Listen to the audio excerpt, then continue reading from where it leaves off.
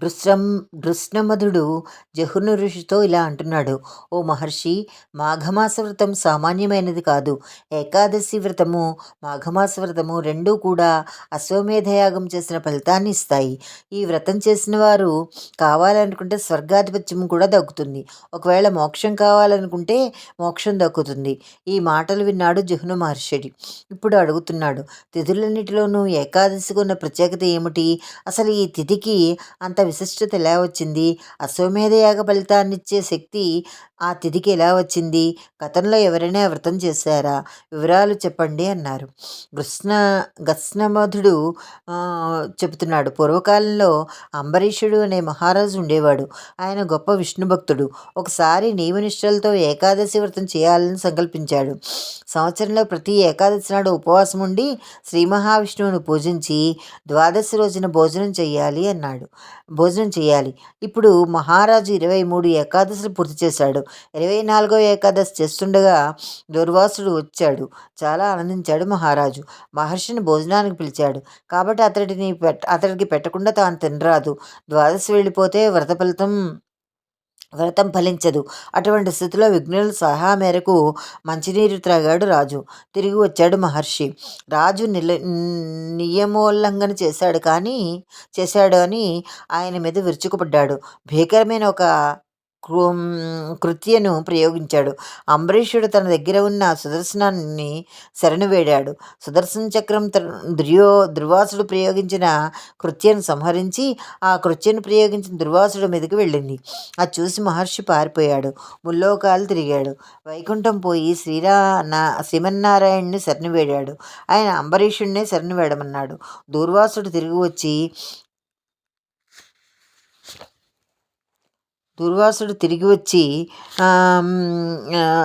వచ్చి అంబరీషుణ్ణి శరణు వేడి ప్రాణాలు దక్కించుకున్నాడు. ఓ జహ్ను మహర్షి, నీకు ఇంకొక కథ చెప్తాను విను. పూర్వకాలంలో దేవదానవులిద్దరూ మందగిరిని కవంగా వాసుకుని త్రాడుగా చేసి క్షీరసాగర మథనం చేశారు. అలా సముద్ర మథనం చేస్తుండగా భయంకరమైన అగ్నిజ్వాలలతో కాలకూట విషం పుట్టింది. దేవదానవులిద్దరూ ఆ భయంకరమైన అగ్నిజ్వాలలతో కాలకూట విషం పుట్టింది. ఆ భయంకరమైన అగ్నికి తట్టుకోలేక అక్కడి నుంచి దానవులందరూ పారిపోయారు. అప్పుడు వాసుదేవుడు వీరందరినీ శాంతపరిచి, భయంకరమైన ఈ విషయాన్ని శాంతింపచేయగలివాడు ఈశ్వరుడొక్కడే. మీరు వెళ్ళి ఆయన్ని ప్రార్థించండి అన్నారు. దేవదానవులిద్దరూ శివుణ్ణి పరిపరి విధాలా ప్రార్థించారు. నమో భవాయ రుద్రాయ సర్వాయ సుఖదాయినే, నమో గిరాం విదూరాయ నమస్తే గిరిధన్వనే, నమస్వాయ శాంతాయ నమస్తే వృషభధ్వజ, నమో నిత్యాయ దేవాయ నిర్మలాయ గుణాత్మనే, త్రిలోకేశాయ దేవాయ నమస్తే త్రిపురాంతక, త్రయంబక నమస్తేస్తు నమస్తే త్రిగుణాత్మనే, త్రయీ ధర్మైక సాధ్యాయ త్రిరూపాయోరు రూపిణి, అరూపాయ స్వరూపాయ వేదవేద్యాయ తే నమః, హరిప్రియాయ హంసాయ నమస్తే భయహారిణే, మృత్యుంజయాయ మిత్రాయ నమస్తే భక్తవత్సల, పాహ్యాస్మాన్ కృపయా శంభో విషాత్ వైశ్వనరోపమాత్. భయభ్రాంతులైన దేవదానవులు మొరపెట్టుకోగా పరమ దయామయుడైన పార్వతీవల్లభుడు హలాహలము భక్షించాడు. దాన్ని కంఠంలోనే దాచేశాడు. ఆయన శరీరం తెల్లగా ఉంటుంది, కానీ విషజ్వాలలకు ఆయన కంఠం కాస్త కమిలిపోయి నల్లగా మాడిపోయింది. అందుకే నీలకంఠుడు గర్లకంఠుడు అనబడ్డాడు. దేవదానవులు మళ్ళీ క్షీరసాగర మథనం మొదలుపెట్టారు. ఇప్పుడు సముద్రం నుంచి చంద్రుడు పుట్టాడు. శివుని శిరస్సు అలంకారమైనవాడు. లక్ష్మీదేవి వచ్చింది. విష్ణుమూర్తికి భార్య అయింది. కామధేనువు కల్పవృక్షం వచ్చాయి. వాటిని స్వర్గానికి తీసుకుపోయారు. ఉచ్చైశ్రవము అనే గుర్రం పుట్టింది. ఇంద్రుడు వాహనంగా తీసుకుపోయాడు. ఇప్పుడు సముద్రంలో నుంచి అమృతం ఉద్భవించింది. ఇప్పటి వరకు వచ్చిన వాటన్నిటినీ దేవతలే తీసుకుపోయారు. దాంతో గోపగించిన దానవులు ఒక్క ఉదుటన అమృత భాండాన్ని తీసుకుని పారిపోయారు. అమృతపానం చేసే విషయంలో దానవుల్లో వారికే తగ వచ్చింది. ఆ సమయం అదనుగా తీసుకుని దేవతలు అమృత భాండాన్ని పొందడానికి ప్రయత్నిస్తున్నారు. ఆ సమయంలో మోహిని అవతరించింది. శ్రీ మహావిష్ణువే మోహిని అవతారం ఎత్తి వచ్చాడు. ఆమెను చూసిన రాక్షసులు మోహపరవశులై ఆమెతో మాట్లాడితే చాలు అనుకున్నారు. ఆమె చుట్టూ తిరగడం ప్రారంభించారు. ఆమెను తాగడానికి ప్రయత్నిస్తున్నారు. ఈ సమయంలో అమృత భాండాన్ని తెలివిగా చేజిక్కించుకుంది మోహిని. అక్కడున్న రాక్షసులందరినీ పేరు పేరున వరుసలు కలిపి పిలుస్తోంది. దేవదానవులకు అమృతాన్ని నేను పంచి పెడతాను. మీరందరూ వరుసగా కూర్చోండి అంది. ఆమె కంఠస్వరానికి ముగ్ధులైపోయారు దానవులు. ఆమె చెప్పినట్లే 2 వరుసల్లో కూర్చున్నారు. అమృతమంతా తాగాలని అందరూ ఉవ్విళ్ళూరుతున్నారు. మోహిని మాయ చేసింది. అమృతభాండం 2 భాగాలైంది. ఒక భాగంలో దేవతలకు సుర కళ్ళు, రెండవ దానిలో అమృతము ఉన్నాయి. దేవతలకు అమృతం పోసింది, దానవులకు కళ్ళు పోసింది. అమృతం త్రాగిన దేవతలు తేజోవంతులైనారు. సుర త్రాగిన రాక్షసులు తేజోహీనులైనారు. మోహిని అందాన్ని చూసి తన్మయులవుతున్నారు. తాము త్రాగేది ఏమిటో కూడా గ్రహించలేని పరిస్థితుల్లో ఉన్నారు. ఆ సమయంలో 2 రాక్షసులకు ఒక చిన్న అనుమానం వచ్చింది. అమృతం త్రాగిన దేవతలు కళ్ళు, కాంతి పెరుగుతున్నాయి. రాక్షసులకు అలా ఏమీ జరగడం లేదు. పైపెచ్చు సాగరమథనం చేసిన అలసట కూడా పోలేదు. ఏం జరుగుతోంది అన్న అనుమానం వచ్చింది. వెంటనే వారు దేవతా రూపాలు ధరించారు. గుట్టు చప్పుడు కాకుండా వెళ్ళి దేవతల వరుసలో కూర్చున్నారు. మోహిని దేవతలకు అమృతం పంచుతోంది. వరుసగా వస్తూ వీరిద్దరి చేతుల్లో కూడా అమృతం పోసింది. వారు వెంటనే త్రాగేశారు. వారి పక్కనే ఉన్న సూర్యచంద్రులు వారి ఇది గమనించారు. వీరిద్దరు రాక్షసులను అని మోహినికి సైగ చేశారు. చక్రాయుధంతో వారి తలలు ఖండించి అదృశ్యమైపోయింది మోహిని.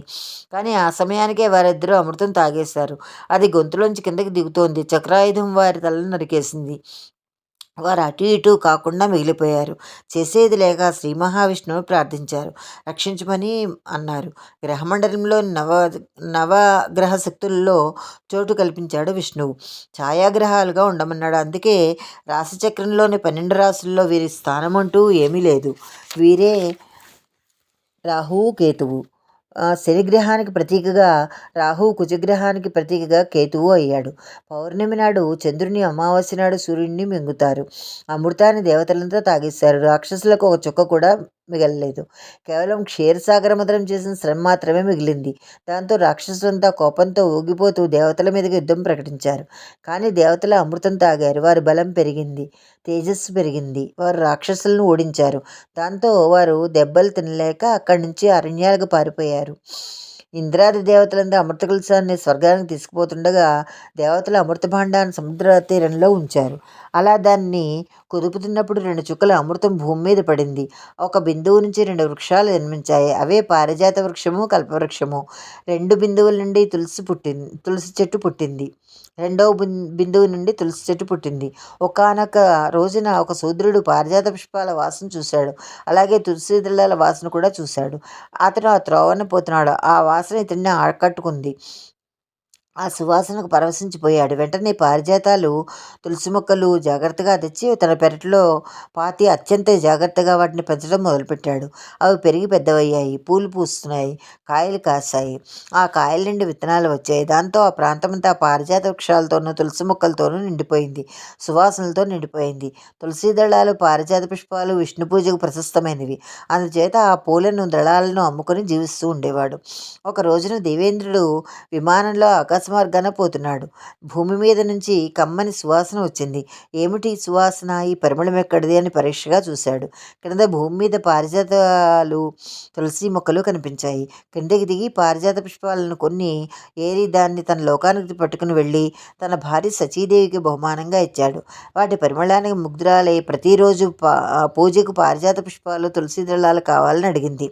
ఇంద్రుడు ఒక భటుని పిలిపించి భూలోకంలో సత్యాదిత్య తోటలోని ఒక పూలు తీసుకురమ్మన్నాడు. వాటిని ప్రతిరోజు చేస్తున్నాడు భటుడు. కానీ ఆ విషయం తోట యజమానికి తెలియదు. రోజు తోటలో పారిజాత పుష్పాలు తగ్గిపోతున్నాయి. ఎవరో వీటిని తీసుకుపోతున్నారని ఆలోచించాడు. ఒకరోజు రాత్రివేళ కాపలా కూర్చున్నాడు. పారిజాతాలు రాత్రిపూట చెట్టు నుంచి రాలి పోతాయి. కింద పడిన పూలనే ఏరుకోవాలి, అంతేగాని వాటిని చెట్టు నుంచి కోయడానికి ఉండదు. ఆ కారణంచే తాను రాత్రిపూట కాపలా కాచాడు తోట యజమాని. ఇంద్రుని భటుడు పుష్పాలు ఏరుకున్నాడు. అతన్ని పట్టుకోవడానికి ప్రయత్నించాడు సత్యాజిత్తు. దేవతలకు మానవాతీత శక్తులు ఉంటాయి, అందుకని భటుడు తప్పించుకుని పోయాడు. అతన్ని పట్టుకోవడం ఇలా అని ఆలోచించాడు తోట యజమాని. ఒక మంచి ఉపాయం ఒకటి దొరికింది. ఆ మరునాడు శ్రీహరి పూజకు వాడిన పారిజాత పుష్పాలు తెచ్చి తోట అంతా చల్లాడు. ఎప్పట్లాగానే తోటలో పూల కోసం వచ్చిన దేవత నేల మీద జల్లిన నిర్మాల్యాన్ని తొక్కాడు. అదే మహాపాపం. దాంతో దేవభటునికి దివ్యశక్తులు పోయాయి. ఆకాశగమన శక్తి కూడా పోయింది. ఆ సమయంలో యజమాని వచ్చి అతన్ని పట్టుకున్నాడు. ఇప్పుడు ఆ తోట యజమాని ఇంద్రభటునితో, "నీవెవరు? ఇక్కడ పూలను ఎందుకు తీసుకుపోతున్నావు?" అని అడిగాడు. దానికి ఆ భటుడు, "ఆర్యా, నేను ఇంద్రుని భటుడను, శచీదేవి పూజకు పారిజాతాలు తులసి దళాలు తీసుకుపోతున్నాను" అన్నాడు. ఆ మాటలు విన్న సత్యాదిత్యకు నోటమాట రాలేదు. భటుడిని వదిలేసి ఆలోచిస్తూ ఇంటికి వెళ్ళిపోయాడు.